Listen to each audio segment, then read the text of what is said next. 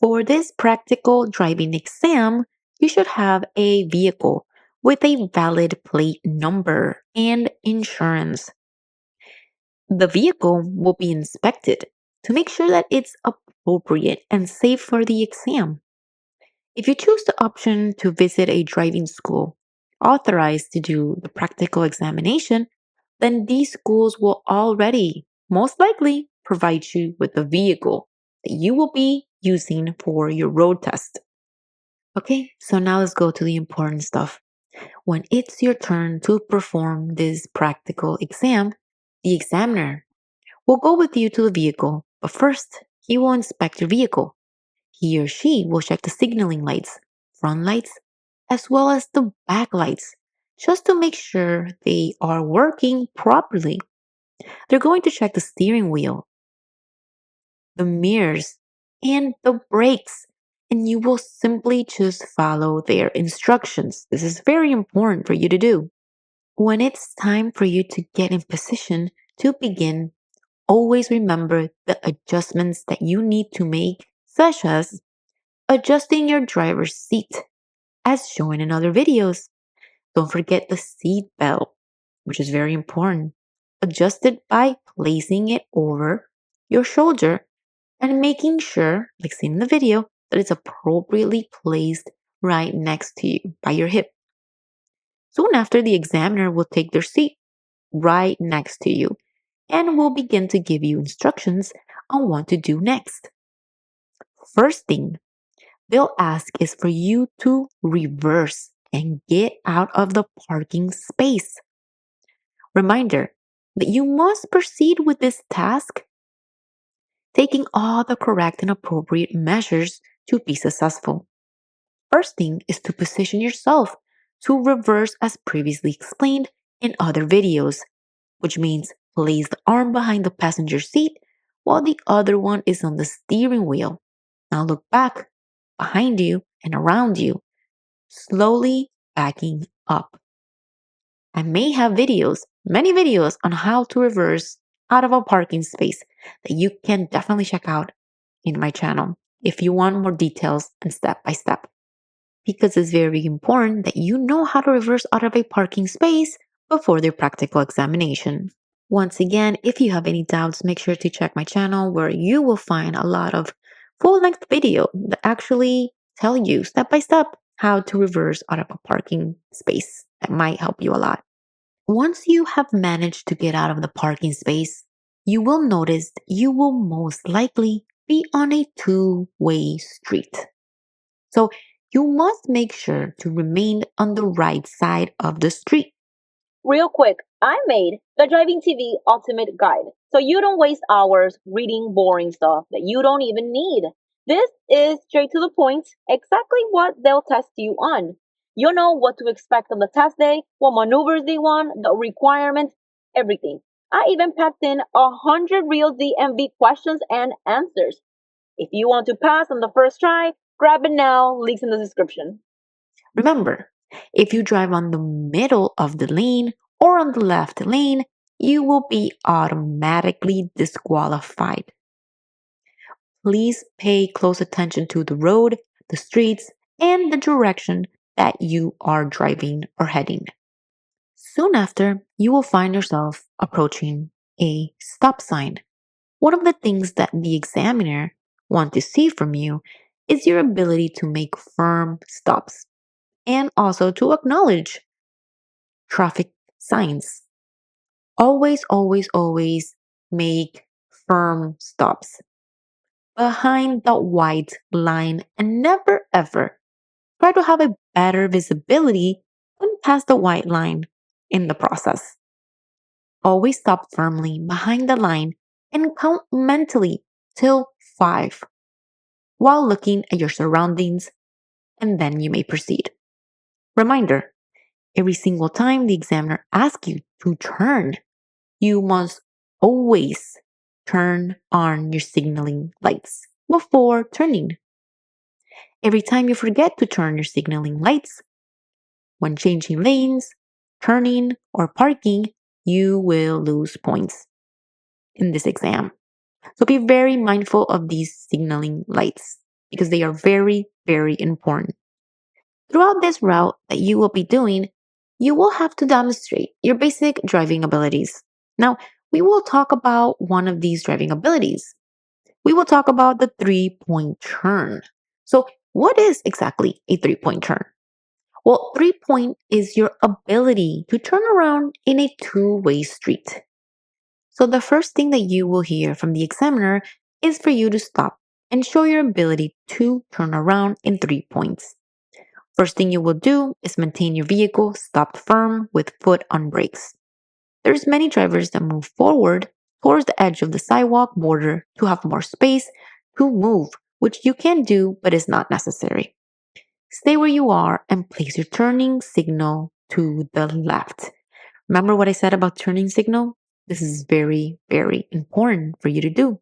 So place that turning signal on before doing anything else.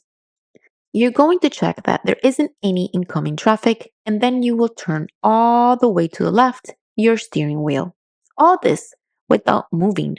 Then you will start moving slowly to the left side towards the other side of the road. It's very important that your wheels never ever pass or leave the pavement. Once you're on the edge of the street or sidewalk on your left, you will stop and move your steering wheel completely to your right. This time, again, you're not moving here. You will then change your gear to R reverse, get into the reverse position, looking over your shoulder and slowly start backing up. You will keep backing up slowly until you have reached the edge of the sidewalk or end of the street, once again without leaving the pavement. Now, you will begin turning your steering wheel again, but completely to your left this time. Switch your gear to D drive and proceed slowly until you're completely on your right lane. I insist that each one of you, after doing a driving maneuver, such as turning, getting out of a parking space, or 3 point, you should always go for the right lane. So once you finish the 3 points, you will continue driving following the examiner's instructions. So drive on your right side and be very attentive to all the traffic signs, especially the stop signs, guys. This is very important and something that you should always keep in mind throughout your entire route of the road test. Next thing that your examiner will have you accomplish is the reverse. So your examiner will out of nowhere tell you, hey, stop, and proceed doing a reverse. They want to see if you have full control and that you know the correct techniques. To accomplish this reverse, you'll have to stop firmly the vehicle and get into the reversing position. So many of you keep leaving in the comments that it's enough and okay to simply look through the windows, the mirrors, and no, guys, it is not enough. You will have to get into this position, which is the appropriate way to reverse least for your practical examination, or you will be disqualified. You need to move and put your arm over the passenger seat and look behind your shoulder and the lateral mirrors as well as the rearview mirror. Then slowly and gently reverse. You'll be demonstrating to the examiner that you are very careful and attentive to all your surroundings. Maintain your steering wheel firm and straight, placing your hand on the 12 o'clock position as you reverse. The idea is that you are able to maintain your vehicle in your lane as you reverse for the next 50 feet. You will do this until the examiner tells you stop. Make sure you practice reversing a lot in your driving classes prior to the road test to make it much easier and smooth for you. You can't show up to the practical exam without knowing how to do this because if you get out of your lane at any point, you will be disqualified. So, another important ability that you will have to demonstrate throughout your road test is accelerate your vehicle and stop suddenly. The examiner wants to see your ability to move your feet from one pedal to the other, from the accelerator to the brakes, and vice versa. So the examiner is going to ask you to suddenly stop and then accelerate fast. When doing this, make sure to keep your hands and arms relaxed. Don't hold a tight grip on your steering wheel. Just relax when performing this task. Again, this is something that you will need to practice during your driving classes to get comfortable with it. So, the next thing that you will be asked to show is your ability to park your vehicle successfully among cones. So, the cones will be placed like this next to the parking lines on the pavement as shown here. The idea is for you to be able to park your vehicle between these cones without knocking or hitting the cones and that your vehicle ends up parked correctly. There's a technique for parking that is very helpful for parking. You can find that video tutorial step by step again in my channel. This technique is very useful for you to be able to correctly and easily park your vehicle successfully. So, when given the instruction to park, first thing that you will do is turn your signaling lights on immediately. You will then slowly proceed on the right lane until your front tire or mirror is aligned with the first two cones. I repeat, you will slowly proceed on the right lane until your front tire or mirror is aligned with the first two cones. So you can have a better understanding. I will show you here in the video the angle and how it's supposed to look like. And hopefully you will get a better understanding as to where you're supposed to stop and make it easier for you. You will stop there. Then turn your steering wheel completely to the left until it stops. You will then let go of the brakes really gently and slowly. Your vehicle will slowly proceed to move into the parking space very, very gently. Remember, do not put your foot on the accelerator at any point. Just keep going slowly and as gentle as you possibly can. Once you're there, you will then stop and put your gear on B parked. Now, once you did all of that and your car is parked, then the examiner will probably ask you the following questions, such as if you're going to park on a hill, hop uphill or downhill, how would you do it? Remember, if you are parked on an uphill or a downhill, the first thing that you will do is put your emergency gear on. Then you will turn your steering wheels towards the right. And I mean your wheels towards the right or towards the left. Then you will change your gear to P park and then turn off your vehicle. It has to be in this order. 1, put the emergency brakes on. That's always a must. And 2, turn on your steering wheel or the wheels of your car to the right or to the left and put your gear on parking. And 3, turn off your car. And all right, so after this, what's next?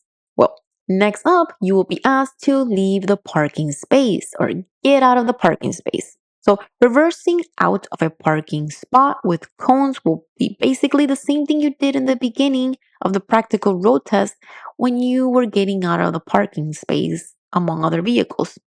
You will correctly reverse out of your space and then drive towards the direction that your examiner instructs you to do so or wants you to do so. I repeat, I always maintain myself, or well, yourself in this case, on the right lane if required.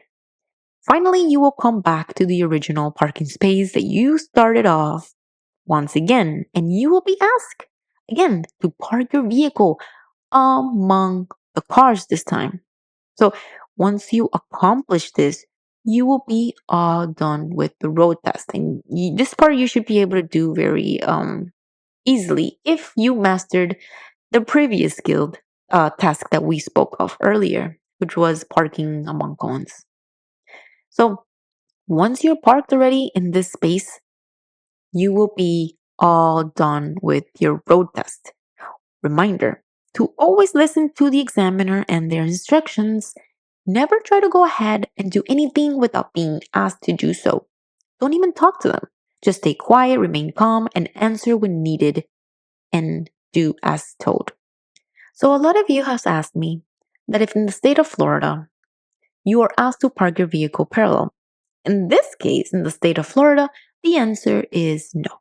They will not, and they do not ask you to do parallel parking on the road test. However, there's other states that do require and ask for you to do a parallel parking.